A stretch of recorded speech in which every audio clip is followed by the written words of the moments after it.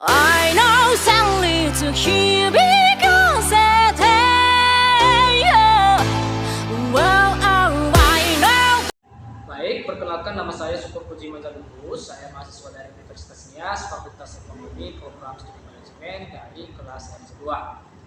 Pada video ini saya mau menjelaskan mengenai metode penugasan kasus masing-masing untuk memenuhi tugas mata kuliah riset operasi.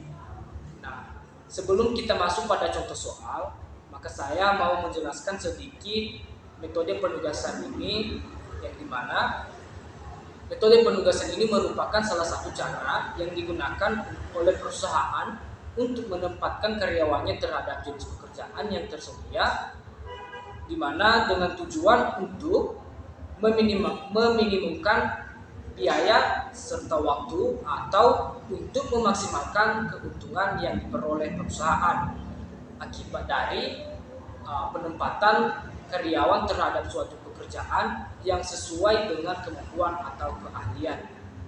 Nah, pada metode penugasan ini ada dua jenis kasus yang bisa diselesaikan, yaitu kasus minimasi dan kasus maksimasi.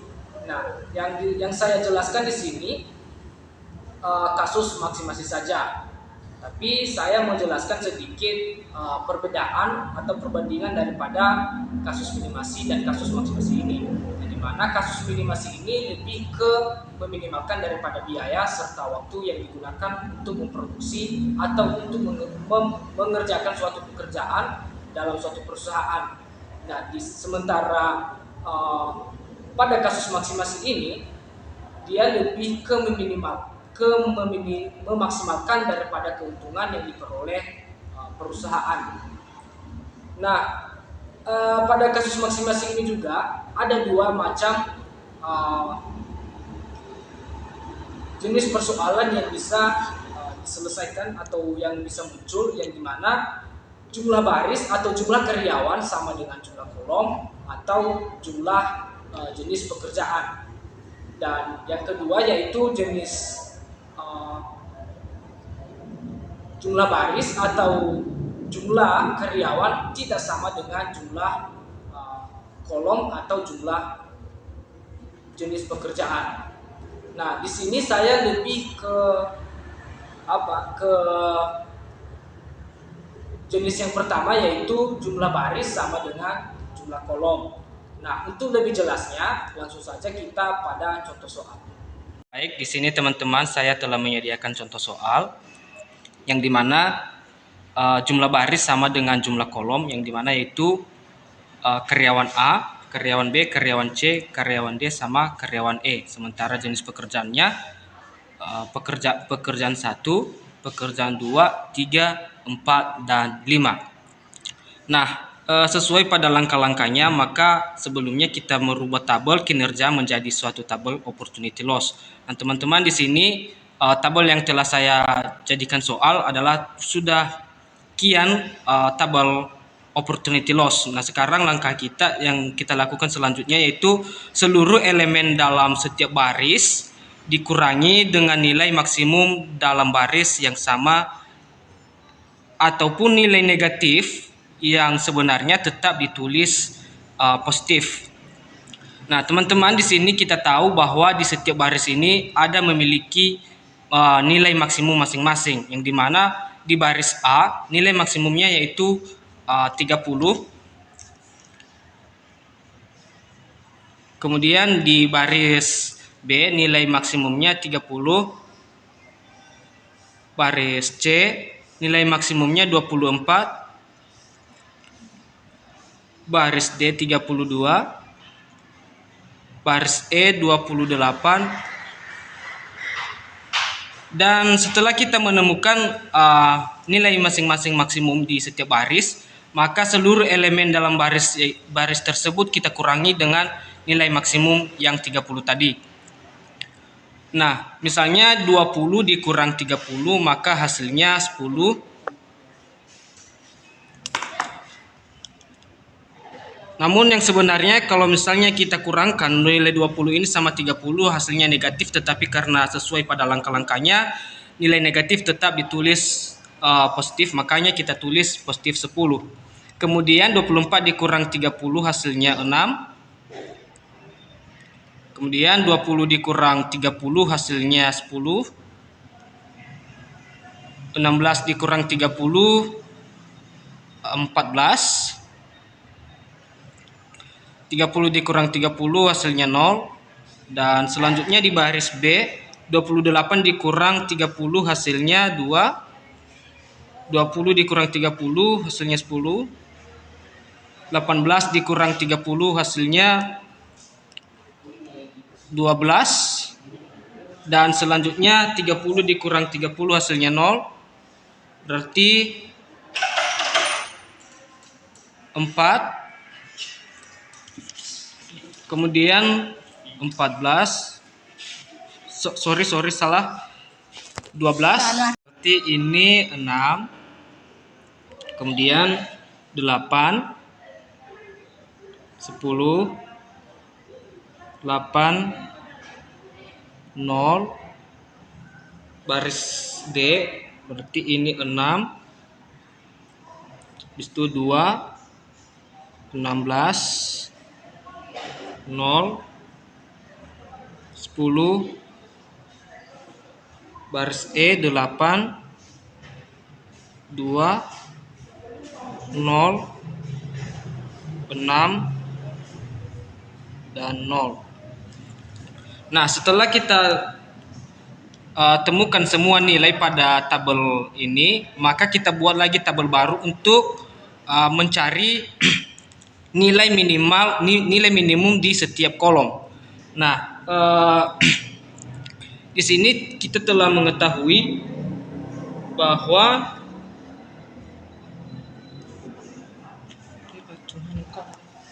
langkah selanjutnya yaitu seluruh elemen dalam setiap kolom dikurangi dengan elemen terkecil dalam kolom tersebut. Yang dimana pada kolom pertama nilai yang terkecilnya yaitu 2. Kemudian kolom kedua nilai terkecilnya juga 2. Kolom ketiga 0. Kolom keempat nilai terkecilnya 0. Kolom kelima nilai terkecilnya 0. Nah, setelah kita menentukan nilai yang terkecil di masing-masing kolom, maka seluruh nilai dalam kolom tersebut dikurangi dengan nilai yang terkecil pada kolom yang ada nilai terkecil tersebut. Kemudian 10 dikurang 2 hasilnya 8.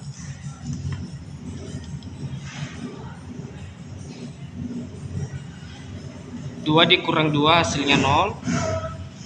6 dikurang 2 hasilnya 4. 6 dikurang 2 hasilnya 4. 8 dikurang 2 hasilnya 6. Kemudian di kolom kedua 6 dikurang 2 4. Kemudian 10 dikurang 2 8. 6. Ini 0. Ini 0. Kemudian kolom ketiga 10. Nah, di sini teman-teman nilai di kolom yang ketiga, keempat, dan kelima tidak berubah karena nilai yang terkecilnya 0, di mana hasilnya dikurangi pun tetap. 12 dikurang 0 hasilnya 12. 10. 16. 0. Kemudian kolom keempat 14. 0. 8. 0. 6. Kemudian kolom kelima 0. Kemudian 4. 0. 10. Dan 0. Nah, setelah kita melakukan pengisian tabel pada tabel ini, maka langkah selanjutnya yaitu kita lakukan pencoretan pada setiap baris ataupun kolom yang memiliki nilai 0 yang terbanyak. Yang dimana kelihatan pada baris kedua nilai 0-nya ada 2, maka kita lakukan pencoretan.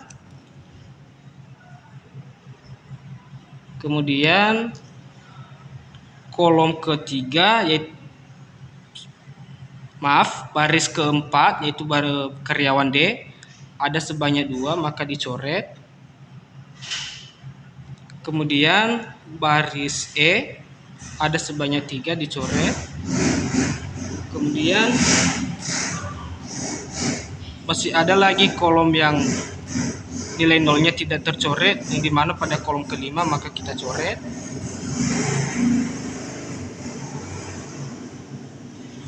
Dan setelah kita lakukan pencoretan pada nilai nol yang lebih banyak, maka kita lihat mana saja angka yang belum tercoret. Di mana angka yang belum tercoret ada pada baris A dan baris C. Yang dimana pada baris di antara dua baris ini ada kita tentukan mana yang nilai terkecilnya, dan setelah itu baru kita kurangkan nilai yang belum tercoret tersebut terhadap nilai yang terkecil pada baris yang belum tercoret, baris yang belum tercoret, di mana nilai yang terkecilnya yaitu 4. Nah, setelah itu kita masukkan lagi di tabel baru, yang dimana 8 dikurang 4 hasilnya 4. 4 dikurang 4 0. 10 dikurang 4 hasilnya 6. Kemudian 14 dikurang 4 hasilnya 10. Kemudian 4 dikurang 4 hasilnya 0. Kemudian 6 dikurang 4 hasilnya 2. Kemudian hasilnya 6. Dan ini 8 dikurang 4 hasilnya 4. Nah, setelah itu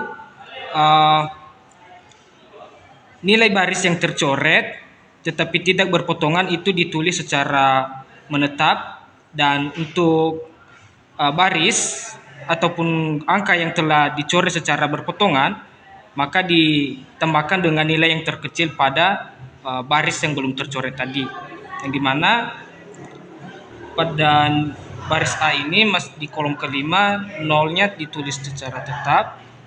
Kemudian di baris B 0, kemudian 8, kemudian 12, kemudian 0. Dan yang 4 ini ditambahkan dengan 4. Maka hasilnya 8. Kemudian ini 4, kemudian 0, kemudian 16, 0, dan ini 10 ditambah 4 hasilnya 14. Dan ini menetap. Kemudian baris E 6, 0, 0, kemudian 6, dan ini ditambah 4. Nah, setelah itu langkah yang terakhir yaitu lakukan uji optimalitas dan berikutnya berikan solusi atau kesimpulan. Nah, untuk melakukan uji optimalitas itu maka kita lakukan lagi pencoretan pada baris atau kolom yang nilai nolnya lebih banyak, yang dimana pada baris pertama atau baris A nilai nolnya ada sebanyak 2, maka kita coret. Kemudian kolom pertama ada sebanyak 2, coret. Baris E 2, baris D 2, kolom kelima ada juga 2, dan kolom keempat ada juga masih belum tercoret nolnya. Nah, dan setelah itu, setelah kita melakukan pencoretan, maka kita lihat apakah tabel tersebut sudah optimal atau belum. Yang dimana bisa kita lihat jika jumlah baris yang belum tercoret sama dengan jumlah kolom yang belum tercoret. Dimana kita bisa lihat baris B ada sebanyak 2 kolom dan sebanyak 2 baris di baris C. Nah, setelah itu, setelah kita mengetahui bahwa tabel tersebut optimal, maka baru kita melakukan atau bisa kita berikan solusi atau kesimpulan pada penugasan tersebut.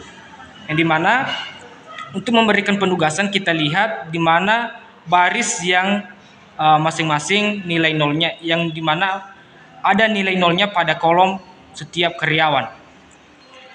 Dimana pada karyawan A nolnya ada di kolom 2, di kolom pekerjaan 2. Maka kita tulis di sini. Kemudian pekerjaan 5. Kemudian di baris B pekerjaan 1. Kemudian pekerjaan 4. Kemudian di baris C ada 2, pekerjaan 1, kemudian pekerjaan 5. Kemudian baris D pekerjaan 2 dan pekerjaan 4. Baris E pekerjaan 2, pekerjaan 3.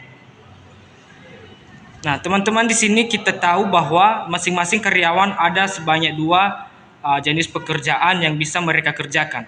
Nah, maka bisa kita katakan bahwa ini adalah solusi MOOC, yang dimana salah satu karyawan mengerjakan dari 2 pekerjaan ataupun bisa salah satunya. Yang dimana untuk alternatif pertama, solusi pertama si karyawan A mengerjakan pekerjaan 2, dan untuk solusi kedua karyawan A bisa mengerjakan pekerjaan 5. Nah, solusi pertama di mana karyawan A telah mengerjakan pekerjaan 2, maka otomatis mengerjakan pekerjaan 2 ini di karyawan berikutnya, maka kita hapus karena telah dikerjakan oleh karyawan A. Terus karyawan mengerjakan pekerjaan sama berempat. Nah, solusi si karyawan B ini mengerjakan pekerjaan 1, dia yang pekerjaan 4 dihapus, otomatis yang mengerjakan daripada pekerjaan 4 ini adalah si karyawan D.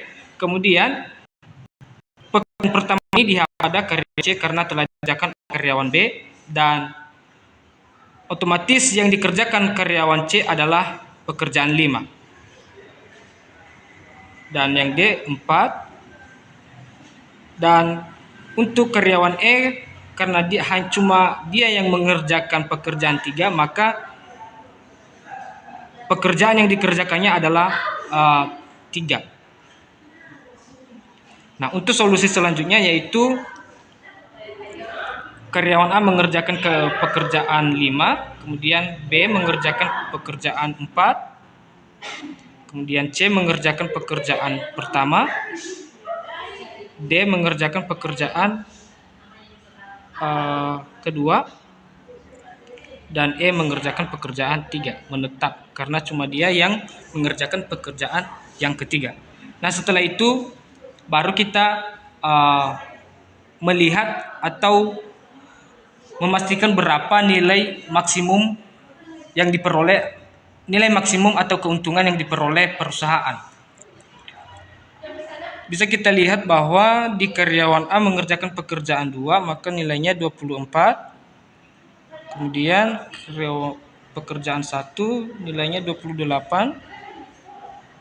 Kemudian C pekerjaan 5 24. Kemudian D pekerjaan 4 32. Kemudian E pekerjaan 3 28. Kemudian di solusi kedua, pekerjaan 5 untuk karyawan A hasilnya nilainya 30. Kemudian B pekerjaan 4 30. Kemudian C pekerjaan 1 18. Kemudian D pekerjaan 2 nilainya 30.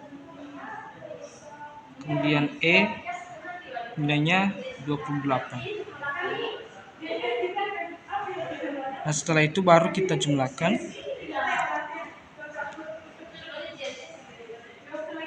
Maka hasilnya 136 dan ini 136. Maka inilah nilai maksimum yang diperoleh perusahaan jika melakukan penempatan karyawannya pada masing-masing pekerjaan yang telah ditentukan pada pemecahan soal ini.